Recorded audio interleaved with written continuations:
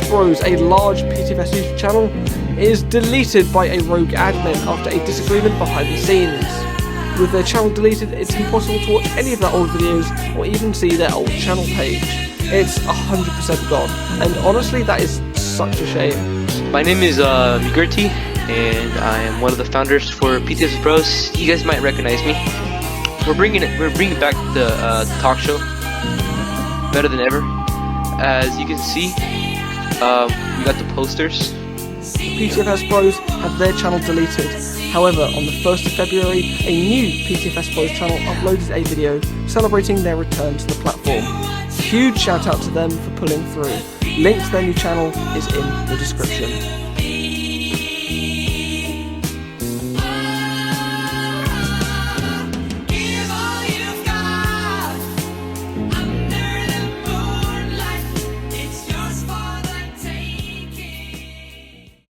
Patron, is that how you pronounce your name, Patron? Yeah, like Patron, right? Yeah. Or one Patrono? Patrono, it comes from Patronomo, which is Yeah. like a little name I came up with when I was really young, and I just shortened it to Patron because it was just easy to say.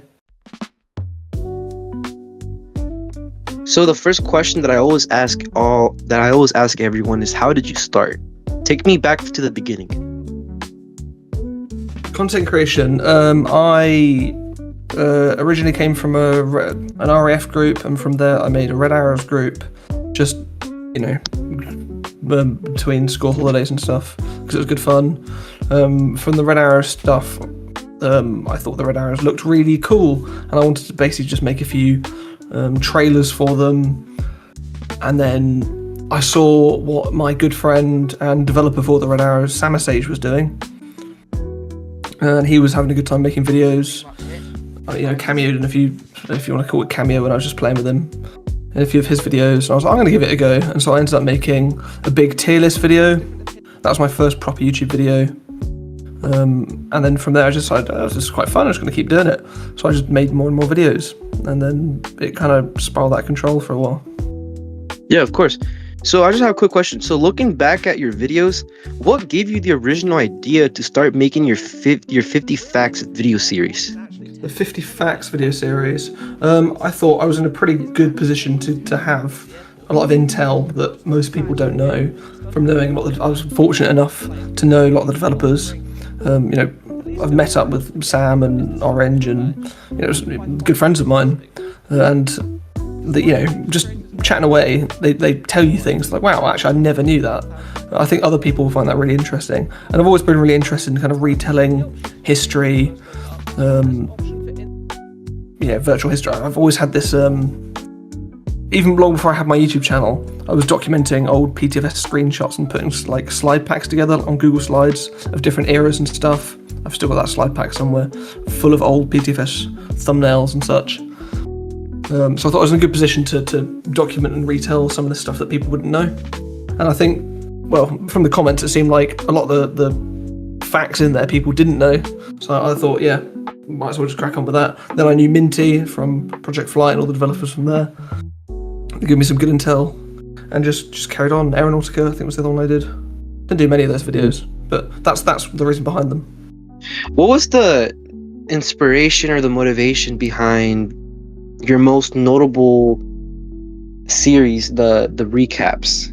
Those were my favorites. The RoAviation recaps. Yeah. I really enjoyed making those.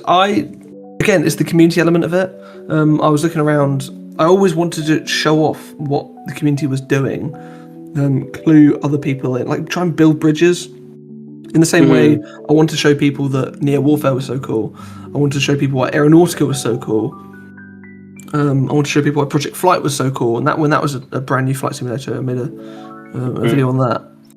And then I wanted to keep them, keep going. I wanted to build those, just show people that there's such cool stuff going on in the community. And so what better way of doing that through a news channel, where every week I can be like, look what this person's doing, look what this group's doing. Going back at this real quick, right? What was the biggest sacrifice you had to make to keep your channel growing for so many years? I'm not sure if you're really sacrificing much when you're running a a video game YouTube channel. Like, you're doing it for fun at the end of the day, but I never seriously considered like going full time or anything. No, yes, I think the only thing I ever really gave up was my time, but that's time that I would have spent playing video games anyway. How much has the military changed your perspective? Especially when it comes to content creation and just Roblox aviation in general. How much has it changed your perspective? It's one of those. I've always wanted to join the military from quite, a young age. So, it's not like there's ever been a drastic direction change anywhere down the line. But that being said, it's one of those, like any job or anything you do in life, it gives you more experience, and the military is quite a quick way of giving you quite a lot of experience very quickly. It gives you better worldly awareness, but I'm not sure it hugely changes. I said the biggest change it had on content creation was it reduced my time to pretty much zero for about 2 years. I'm coming out the back of that now. I'm getting some of my free time back. But that was the main shift to my life. I said the shift in perspective was getting tunnel vision. I could only really focus on one thing, and that was the military. So I didn't really have time for a personal life anymore for a little while there. But yeah, I'm coming out the back of that now. I've finished all the toughest stuff for a while, and now I can just enjoy the extra experience I've gotten. Do you think your time in the real world military has changed what you find interesting about virtual flight simulators? No, I think my passions is still my passions. The military hasn't deleted my hobbies and what I enjoy. It just means you have less time for them. I mean, I've been lucky enough to be able to fly in Puma helicopters and Chinook helicopters and stuff like that, which I'm obviously, being an aviation nut, and be able to do that for work is pretty fun, pretty enjoyable. It gives you extra opportunities to enjoy it, but also, like any job, like any thing you do full time, it takes away your time to enjoy it as well. So it's that balancing act. So when you eventually make your return, right? Like, first let me ask you that: are you thinking about ever making a return back? I have no plans to restart my channel at the moment, but that side of me that loves making videos, loves making content, loves interacting with the community like this hasn't gone away. I'm still looking at stuff, and I'm still like, I'd love to make a video about that. I still have ideas about things I want to do. I might, depending on what comes out in the community in the next couple of weeks, I've got some videos I really, really want to make. So why haven't you? Say again? Why haven't I? Why haven't? I mean, for a long time I had no time. When you first join the military, it takes up all your time naturally, before you gradually get it back. And so, had none for a good long while there. Still at the moment, I fully understand that you can't just pause the YouTube channel for 2 years and come back and everything will be exactly how you left off. I fully appreciate that I'm never going to have the community that I had when I left. For one, because half of them have grown up, so I can make the exact same videos, but I won't still have the same returns. People are 2 years older, people have changed and move on, and many people will still be there, but it's not going to be the same community, and they're definitely not going to interact the same way.